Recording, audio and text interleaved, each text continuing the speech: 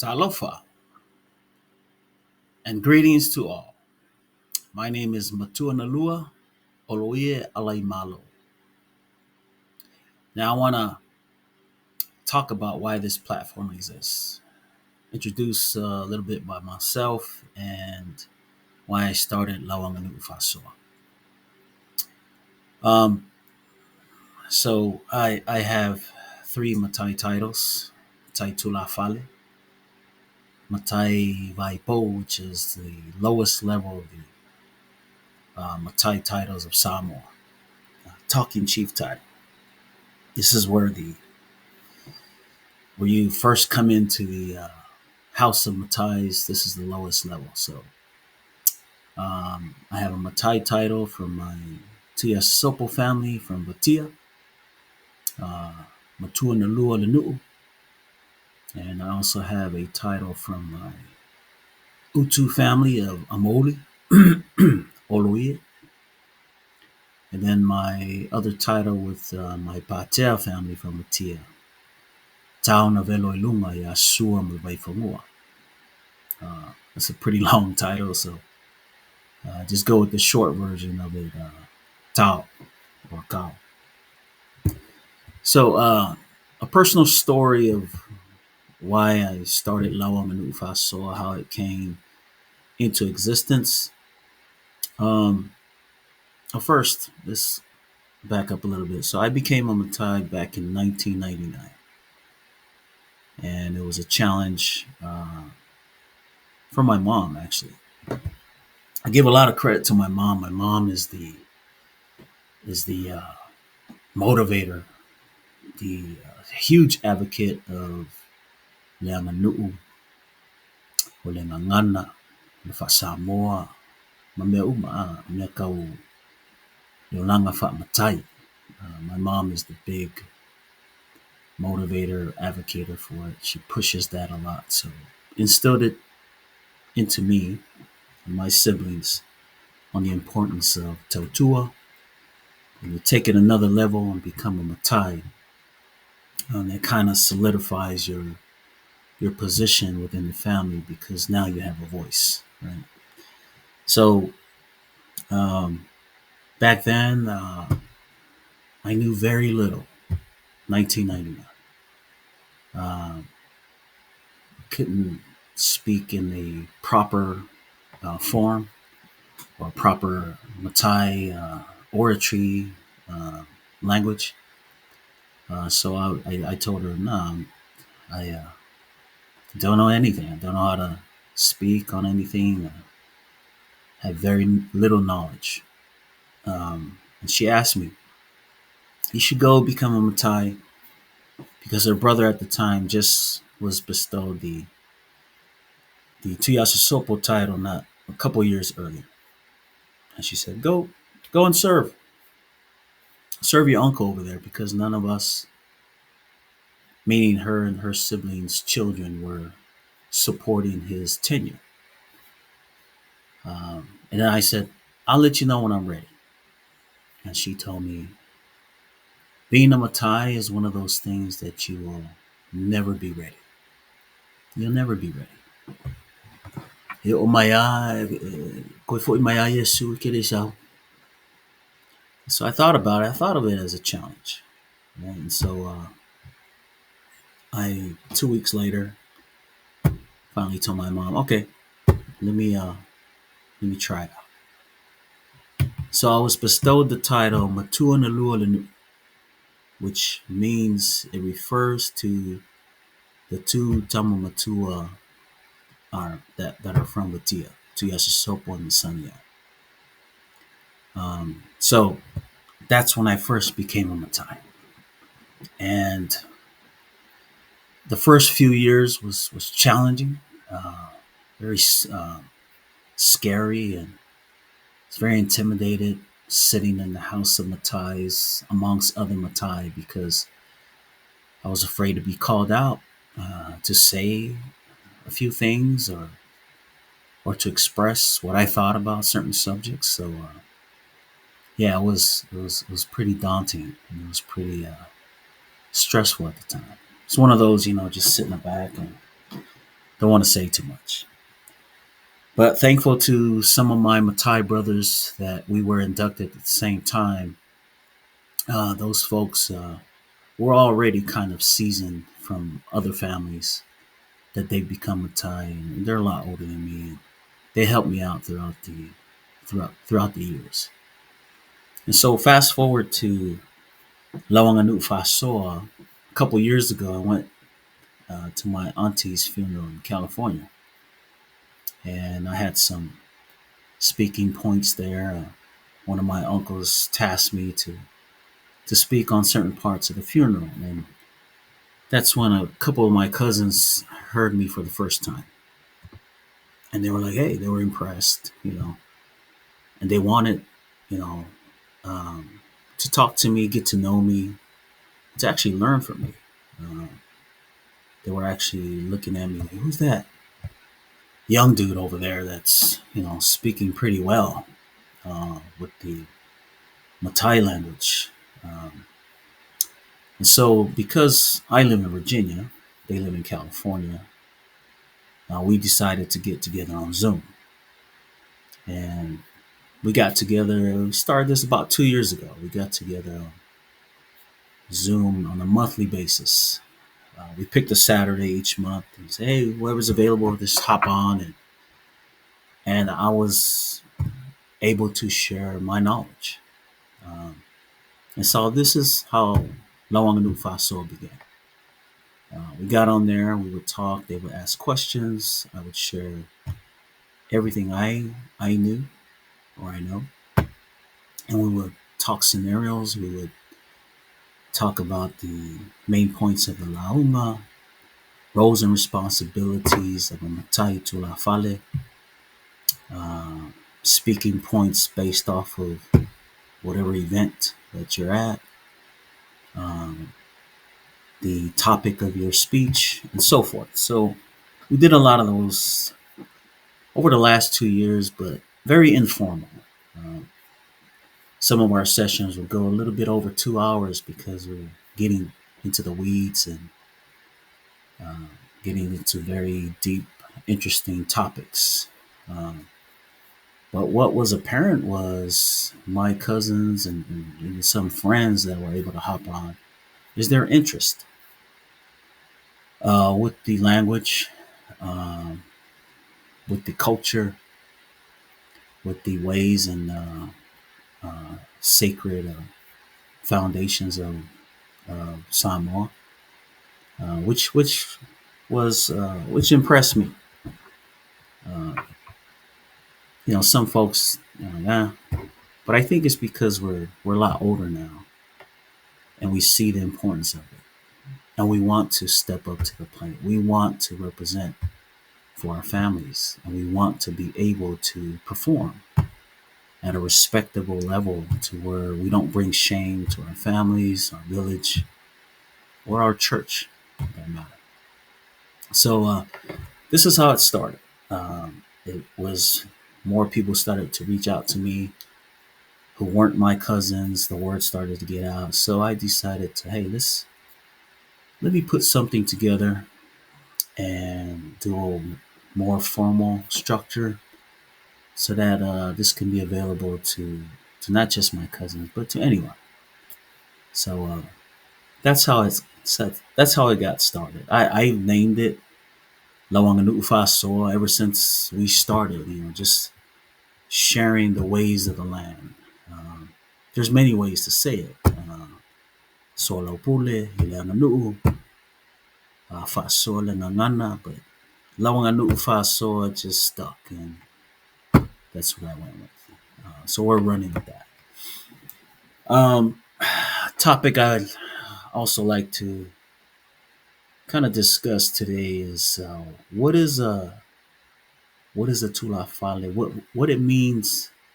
What does it mean to be a Matai tulafale today? Uh, because some those of you who may know there are two types of Matai, um, two types of chiefs, Samoan chiefs. So a high chief and a talking chief, and each one has different levels. Now, most of my target audience, or some of the folks that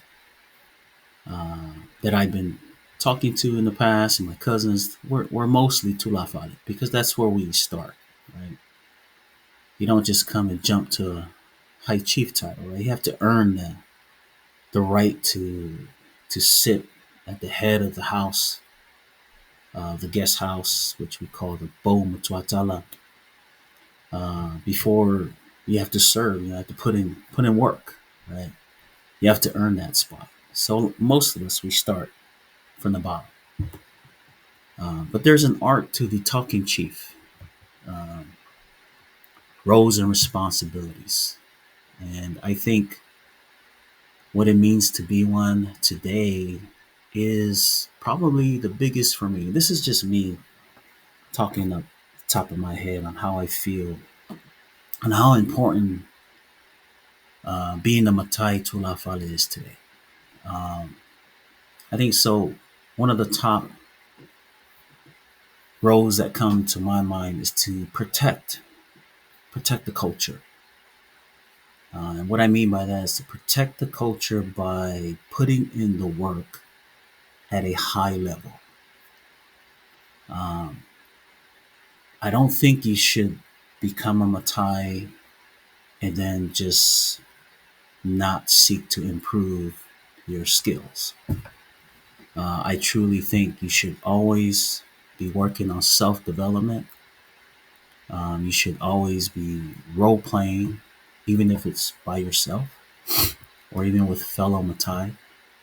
You shouldn't wait until the moment because that's like, an athlete going to play a pro sport without practicing or training or anything. I believe the role as a Matai Tulafale requires the same preparations as any other specialty or skill, right? You have to practice. Um, so I think when you do that, you are playing a huge role in protecting um, the Fasamoa, Nanganu, our culture, keeping it alive, right? Because some of the art and some of the traditions, the sacredness of a lot of our Samoan ways, if we don't do that, then it's in jeopardy of disappearing. Uh, so I think this is a big deal. This is a huge passion of mine. Is to protect and to keep alive, right? Keep the fire burning for the Matai Tulafale roles and responsibilities. Um, and in order to do that, uh, is to share and to teach. So I think that's my calling. Not that I have a high calling or anything like that, but I just felt, hey, there's a need out there. Some of my friends and relatives and cousins have contacted me for help, and this is why Lau Aganuu Faasoa exists. There may be other platforms out there that are also providing similar services, but this is what I intend to do with Lau Aganuu Faasoa. Some of the pain points that are out there for fairly new Matai or even Matais that have had their titles for a couple years now, but really don't know what to do, right? Because a common trend, or kind of most Samoans know this, families would give you a Matai title, usually the lower level Tulafale title, the one that I've been talking about. They'll just give you a title, and then but they'll never train you. That's so common across the board. They'll never show you. They'll never share their knowledge. If they do, it's probably 5%, or maybe even lower than that. Most of them will give you an answer like, "Oh, go read the Bible." I don't like couples, but like for real, you know. Um, so I think that's sad. I think that's a disservice to you as a seasoned or senior Matai Tulafale.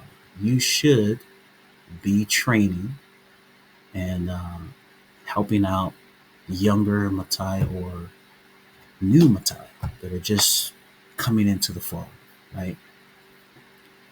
There's also a trend where elders would say, "Ole, ole Faasoa fuwa, na ke awo popoko fuwa." I don't get that.